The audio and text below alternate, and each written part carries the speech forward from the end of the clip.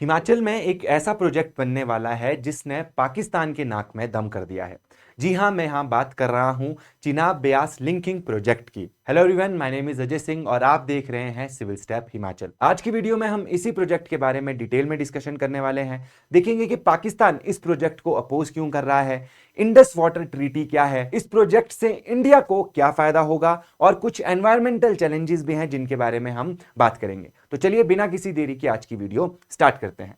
तो देखो, रिसेंटली यहाँ पे काफी ज्यादा आर्टिकल पब्लिश हुए हैं इससे रिलेटेड। देखो यहाँ पे इंडियन एक्सप्रेस का आर्टिकल है और बाकी न्यूज़पेपर के आर्टिकल भी यहाँ पे आप देख सकते हो। यहाँ पे देखो लिखा है, India is boring a tunnel through the Rohtang mountains to divert Chenab water to Beas river. ठीक है, तो देखो ये सारे यहाँ पे आर्टिकल्स हैं, इनके बारे में देखते हैं कि इनमें लिखा क्या है। देखो, इन सारों का क्रक्स ये है कि यहाँ पे जो चिनाब रिवर है, चिनाब रिवर की एक ट्रिब्यूटरी है जो है चंद्रा रिवर। चंद्रा रिवर का यहां पे क्या किया जाएगा, चंद्रा रिवर पे यहां पे एक बैरेज बनाया जाएगा जो कि यहां से वाटर को डाइवर्ट करेगा ब्यास की तरफ को।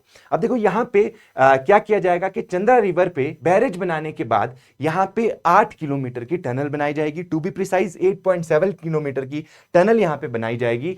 पीर पंजाल जो रेंज है उसके नीचे से ये टनल जाएगी और ये जो वाटर है चंद्रा रिवर का उसको मिलाएगी ब्यास रिवर में। अब देखो, इस पानी के मिल जाने से यहां पे बहुत ज्यादा फायदा होने वाला है, स्पेशली पंजाब, हरियाणा और राजस्थान वाले एरिया में, जहां पे जब शॉर्टेज होती है पानी की उस टाइम पे यहां पे आपको एक्सेस वाटर देखने को मिलेगा जो कि इरिगेशन और बाकी पर्पसेस के लिए यूज किया जा सकता है। अब देखो पाकिस्तान को क्या प्रॉब्लम है। देखो, पाकिस्तान यहां पे बोल रहा है कि ये सीधे सीधे इंडिया वायलेट कर रहा है इंडस वाटर ट्रीटी को। ठीक है, अब देखो इंडस वाटर ट्रीटी के बारे में भी कुछ देख लेते हैं। अब देखो, ये इशू अगर हमको अच्छे से समझना है तो हमारे को इंडस वाटर ट्रीटी को यहां पे समझना पड़ेगा। देखो, यहां पे जो आपको रिवर दिख रही है ये वाली, ये है इंडस रिवर और ये बाकी सारी रिवर्स जो आप देख रहे हो, झेलम हो गया, चिनाब, रावी, ब्यास, सतलुज, ये सारी की सारी जो रिवर्स हैं वो ट्रिब्यूटरी हैं इंडस की। अब देखो, इंडस में कितना पानी रहेगा वो इन रिवर्स पे डिपेंड करता है। अगर इन रिवर्स में कम पानी होगा तो इंडस में भी यहां पे कम पानी आपको देखने को मिलेगा। अब देखो, जो इंडस रिवर है वो देखो इंडिया से भी पास होती है और पाकिस्तान से भी पास होती है। और देखो, पाकिस्तान में जो मेजर वाटर रिक्वायरमेंट्स हैं वो इंडस रिवर यहां पे फुलफिल करती है।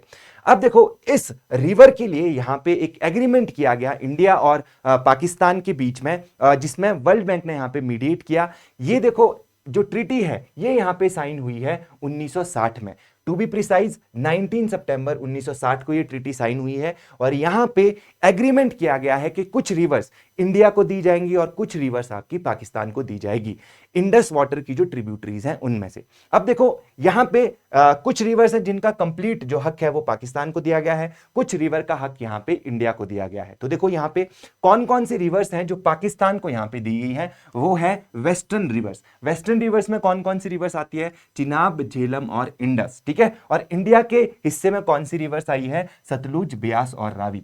अब देखो, ये रिवर्स तो यहां से भी पास करती हैं। आप सोच रहे होंगे कि चिनाब तो इंडिया से भी बहती है, झेलम, इंडस भी इंडिया से बहती है, तो इसका क्या मतलब कि पूरा का पूरा पानी यही यूज करेंगे? नहीं, ऐसा नहीं है। देखो यहां पे क्या बोला गया है इंडिया को कि भाई मेजरली आप जो पानी यूज करोगे वो ये वाली रिवर का यूज करोगे, यानी आप इन रिवर्स पे हाइड्रो पावर प्रोजेक्ट्स बना सकते हो बहुत बड़े बड़े। तो जैसे आपको यहां पे सतलुज रिवर पे भाखड़ा नंगल डैम दिखता है, कोल डैम आपको यहां पे ब्यास रिवर पे दिखता है, इसी तरीके के बड़े बड़े डैम्स हम इन रिवर्स पे बना सकते हैं, पर इन रिवर्स में यहां पे नहीं बना सकते हैं। ठीक है, इन रिवर्स पे हम क्या हमारा इन पे बिल्कुल हक नहीं है? नहीं, इन पे हमारा हक है। इन पे हम हाइड्रो पावर प्रोजेक्ट्स भी बना सकते हैं, बट कैसे हाइड्रो पावर प्रोजेक्ट्स बनाए जाएंगे? Run of the river hydro power projects बनाए जाएंगे, मतलब यहां पे पानी स्टोर नहीं किया जाएगा। अब देखो, ये एक तरीके से फेयर ट्रीटी थी कि भाई इंडिया को कुछ रिवर्स मिलेंगी जिससे इंडिया का भी भला हो जाएगा और कुछ रिवर्स का हक पाकिस्तान को दिया जाएगा ताकि मेजॉरिटी पानी जो है इन रिवर्स का उसको मिले।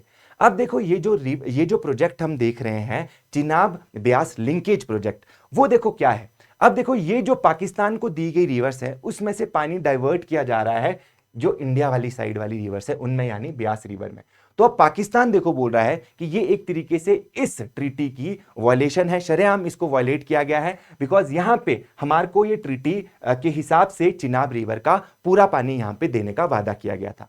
पर देखो इंडिया ने ये ट्रीटी पिछले साल सस्पेंड कर दी थी। क्यों सस्पेंड करी थी? बिकॉज यहां पे हुआ था आपका पहलगाम अटैक, 22 अप्रैल को हुआ था, जहां पे देखो यहां पे रिलीजन पूछ के लोगों को मारा गया था। इसके बाद ऑपरेशन सिंदूर स्टार्ट किया था इंडिया ने, और देखो उसी टाइम पे हमने ये ट्रीटी को भी क्या कर दिया था, सस्पेंड कर दिया था कि हम इस ट्रीटी को नहीं मानेंगे। और देखो यहां पे सीधे सीधे बोला गया कि war and terror can not go together, ये इंडिया की यहां पे सीधी सीधी स्टेटमेंट थी। तो ये देखो इंडस वाटर ट्रीटी है, ये आपके लिए जानना बहुत ज्यादा जरूरी है। चलो अब आगे देखते हैं। तो चलो अब देखते हैं कि ये इंडिया के लिए इतना ज्यादा इंपॉर्टेंट क्यों है प्रोजेक्ट। देखो सबसे पहले तो जो एक्सेस वाटर है, सरप्लस वाटर है चिनाब रिवर का, उसको यहां पे ब्यास रिवर में ट्रांसफर कर दिया जाएगा। और देखो यहां पे क्या होगा कि इस एक्सेस वाटर को यूज किया जाएगा for irrigation, drinking water facilities, इस चीज के लिए इसको यूज किया जा सकता है। देखो सेकंड चीज यहां पे क्या होगी कि इस यहां पे रीजनल वाटर अवेलेबिलिटी भी बढ़ेगी। जैसे ये जो रीजन है आपके पंजाब, हरियाणा और राजस्थान, यहां पे भी पानी के लिए,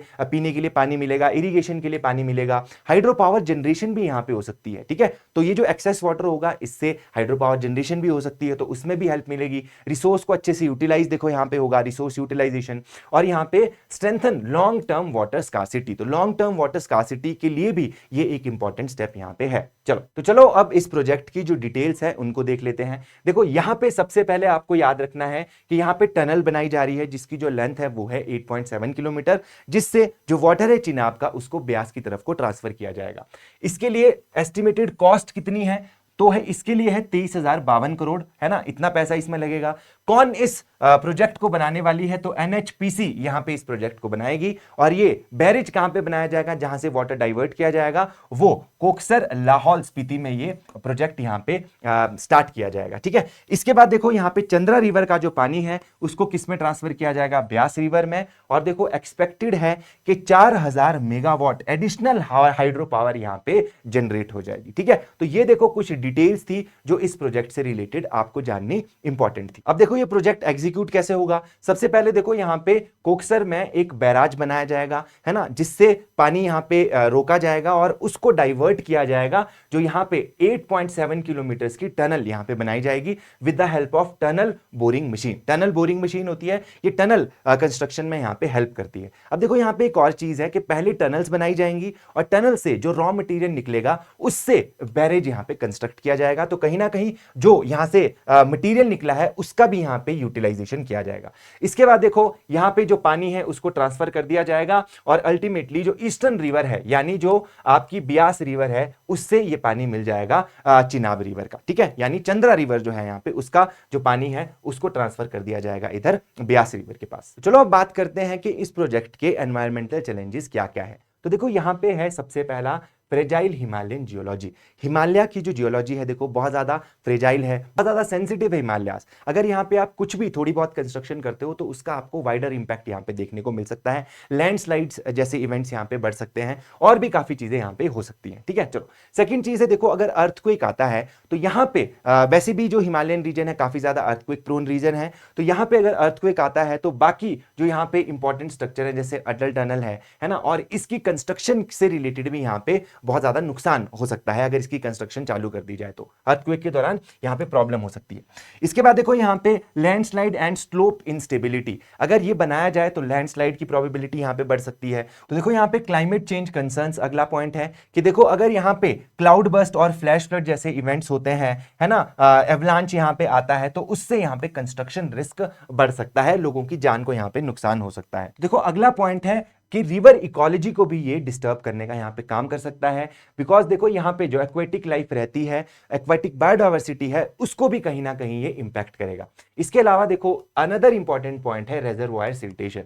आपको ऑलरेडी पता है देखो कि पोंग डैम हो गया या फिर जो आपका भाखड़ा डैम हो गया, वहां पे ऑलरेडी सिल्टेशन की प्रॉब्लम है, यानी जो सेडिमेंट्स पीछे से आते हैं वो डैम के पास वाले रीजन में सेटल होते हैं और डैम की कैपेसिटी को कम करते हैं। अगर इस तरीके से आप टनल के थ्रू चिनाब का भी वाटर यहां पे लाते हो तो उसके साथ भी सेडिमेंट्स आएंगे, तो एक्स्ट्रा सेडिमेंट यहां पे आएंगे जो कि जो डैम है उसकी जो यहाँ पे डेप्थ है उसको भी कहीं ना कहीं अफेक्ट जरूर करेंगे। ठीक है, तो देखो ये चीज हो गई। इसके अलावा यहाँ पे फ्लड रिस्क भी बढ़ सकता है, जैसे कि आपको ऑलरेडी पता है कि ब्यास वाले रीजन में काफी ज्यादा फ्लड आते हैं। आपने कुल्लू वाला रीजन में देखे ही होंगे कितने ज्यादा फ्लड आते हैं। इसमें एक्स्ट्रा पानी अगर आप लाओगे तो देखो यहाँ पे फ्लडिंग की चांसेस और ज्यादा यहाँ पे बढ़ जाएंगे। इसके अलावा देखो बायोडायवर्सिटी इंपैक्ट भी होने वाली है, यहाँ पे माउंटेन वेजिटेशन और हाई एल्टीट्यूड वेटलैंड्स को भी ये प्रोजेक्ट यहाँ पे अफेक्ट करेगा। तो देखो आज हमने बात करी चिनाब ब्यास लिंकिंग प्रोजेक्ट के बारे में। तो आई होप आपको ये वीडियो अच्छी लगी होगी। अगर आपको वीडियो अच्छी लगी है तो आप इस चैनल को सब्सक्राइब कर सकते हो और अपने फ्रेंड्स के साथ इस वीडियो को शेयर भी कर सकते हो। तो चलिए मिलते हैं आपसे नेक्स्ट वीडियो में।